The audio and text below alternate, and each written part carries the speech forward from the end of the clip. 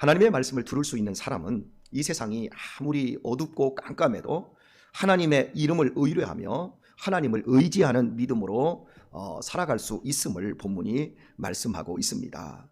우리는 흔히 이렇게 말합니다. 위기 때 진짜가 가려진다. 우리의 평상시의 그 신앙의 모습보다 실은 위기 때 나오는 것이 진짜 신앙의 모습이라고 할 수 있습니다.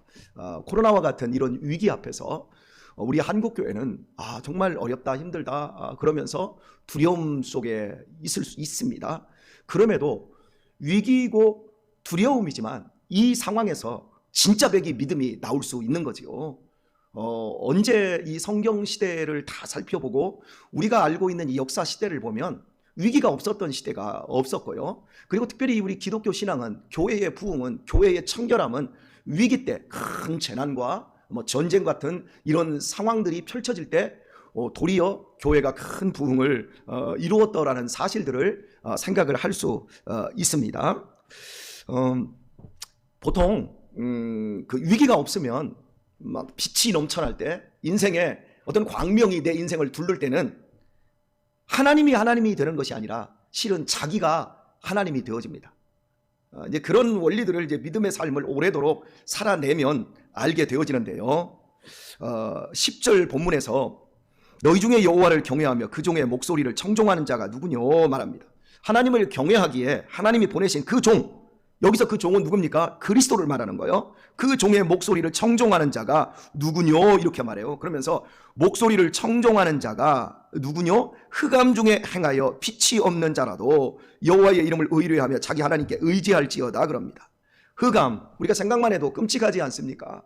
인생에 있어서 정말 어두운 밤을 지나는 사람들이 있지 않습니까? 바로 그때 하나님의 이름을 의뢰하며 자기 하나님께 의지할지어다 말씀하고 있습니다. 지금 우리 개인적으로 인생에 있어서 흑암 중에 행하고 있고 밤이 굉장히 깊은 인생 속에 있다고 한다면, 아무런 빛이 없다 할지라도 여호와의 이름, 바로 예수 그리스도 임마누엘의 그 이름을 의뢰하고 우리 하나님께 의지할 수 있는 진짜 백이 신앙을 검증받는 우리 모두가 되실 수 있기를 바랍니다. 이사야 50장 11절을 지금 이제 또 보아야 되는데요. 11절 말씀을 보면 불을 피우고 횃불을 둘러띈 자여 너희가 다 너희의 불꽃 가운데로 들어가며 너희의 피운 횃불 가운데로 들어갈지어다. 너희가 내 손에서 얻을 것이 이것이라 너희가 슬픔 중에 누우리라 말씀합니다. 불 피우고 횃불을 둘러띈 자, 여러분, 이런 사람들이 누굴까요? 지금 우리는 밤을 잃어버렸습니다.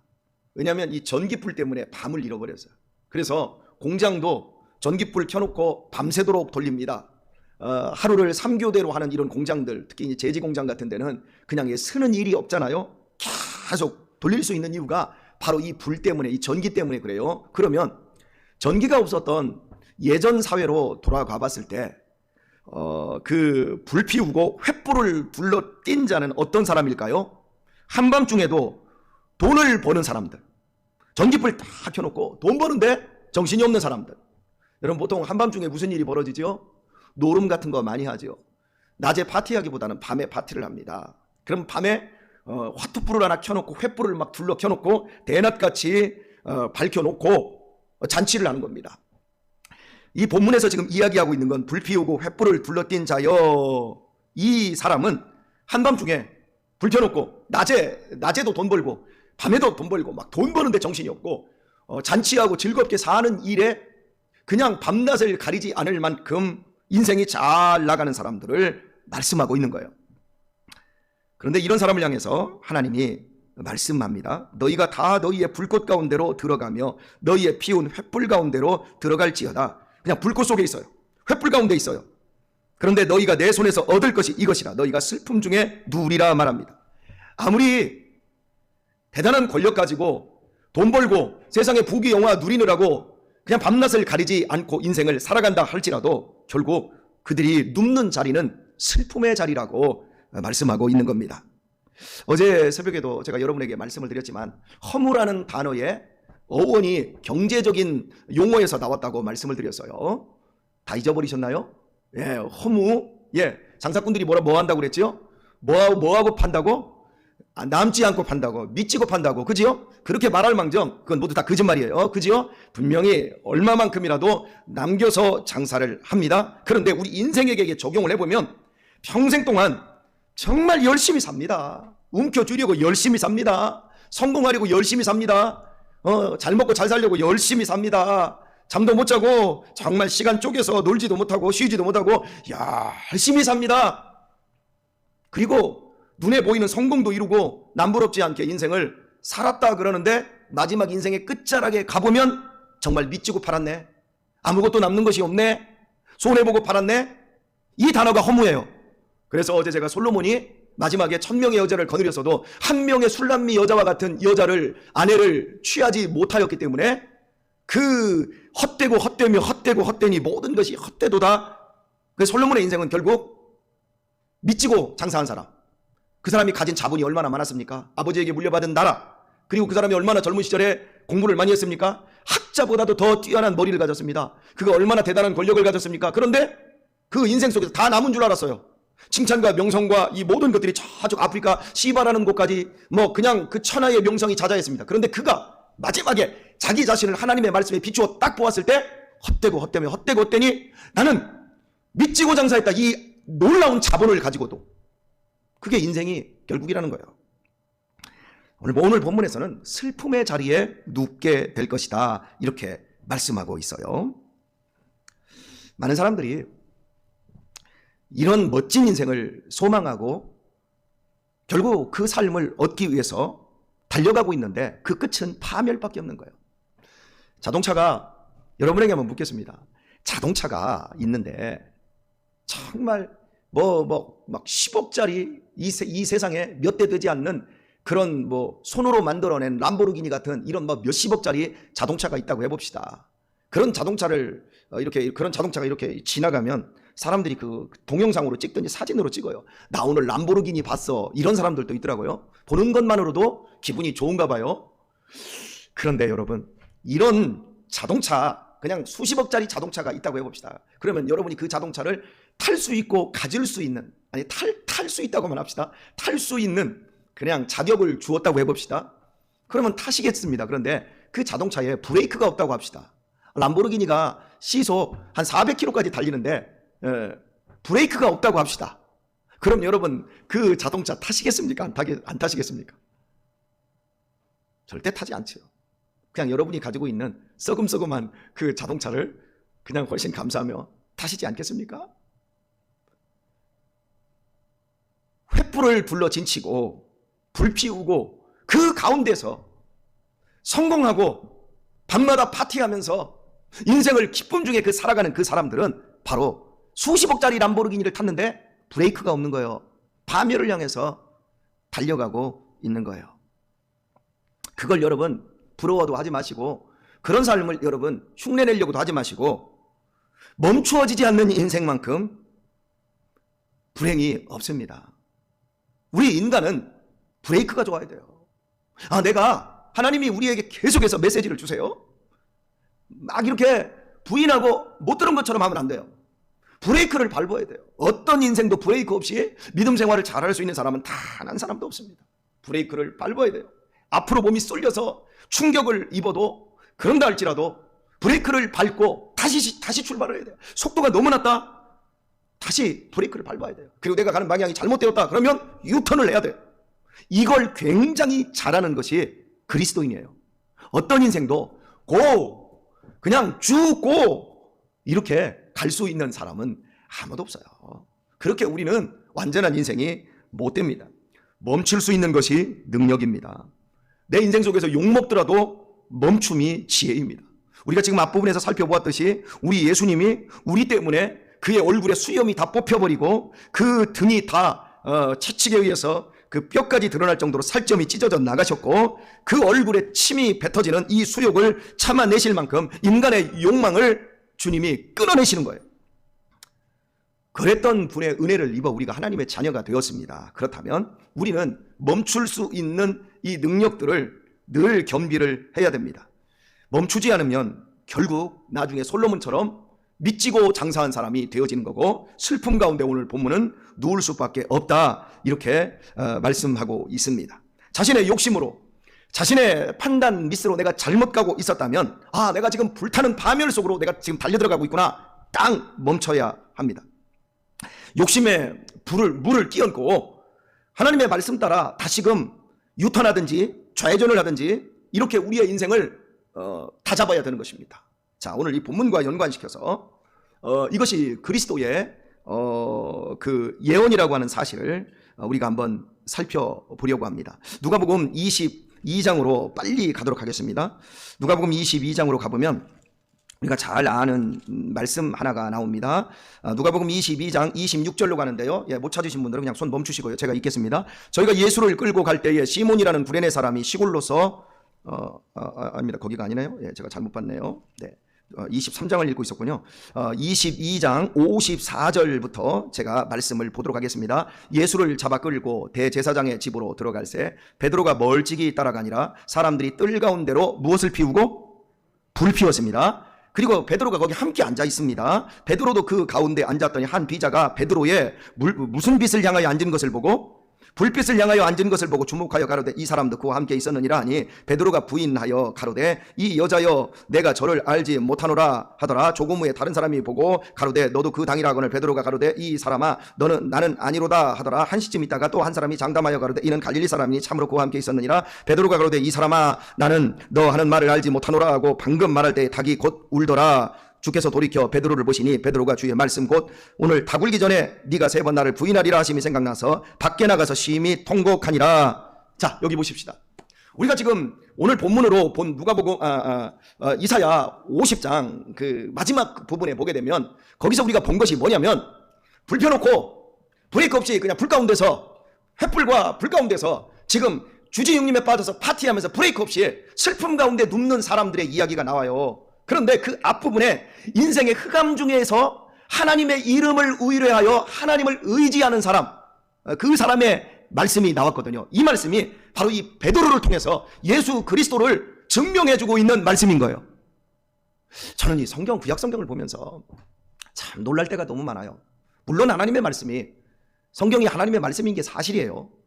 하나님이 쓰신 거예요. 그런데 이렇게 정확하게 그리스도를 담아내고 있구나라는 것에 정말 놀라게 됩니다. 이게 지금 대제사장의 집입니다. 여러분, 대제사장은 누가 임명을 합니까? 대제사장을 누가 세우지요? 잘 모르셔요? 하나님이 세우세요. 그런데 바로 이 시대는 대제사장을 누가 세우냐면 로마의 총독이 세웁니다. 당시에 유대인 사회는 종교 사회예요. 유대교인데 유대교의 최고 꼭대기에 누가 있냐면 대제사장이 있어요. 정치, 경제, 사회, 종교를 모두 움켜쥐고 있습니다.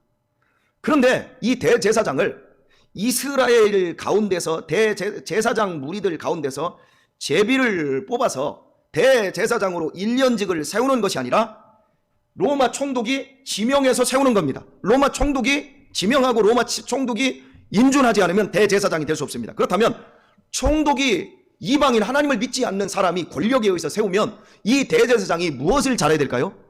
로마에 빌붙어서 잘해야지요.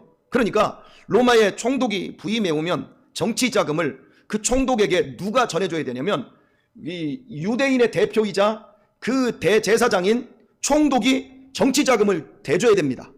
그러면 그 정치 자금을 대줄 이 대제사장에게 권한이 뭡니까? 정치, 사회, 경제 그 모든 분야에 네가 이 동네에 있는 것들을 다스려. 그래가지고 헤로드 왕과 함께 둘이 짝짝꿍이 돼가지고 자기들이 정치 자금을 갖다가 총독에게, 로마 정부에게 다 바쳤으니까 나머지를 어떤 식으로 충당을 하냐면 세리들을 세워가지고 세리한테 야 너 돈 걷어, 세금 걷어 해가지고 그 일을 걷어야 되는데 50을 걷어가지고 그 로마에게다 바친 만큼 걷고 또 자기도 먹고 살아야 되니까 그 자기 또 제사장으로 있는 동안에 또 한몫 챙겨야 되니까 국민들을 다 수탈하는 일을 합니다. 이런 식으로 돈을 벌고 막 파멸을 향해서, 영적으로 보면 파멸을 향해서 질주하고 있는 대표적인 사람이 바로 대제사장이었습니다. 바로 그 대제사장의 집에 예수님을 끌고 갔습니다. 그랬더니 불을 피웠는데 대낮같이 그곳이 밝아요. 예전에는 여러분 가난한 사람의 불 피우는 일이 없어요. 가난한 집에 돈 있는 집, 권력의 중심에 있는 집,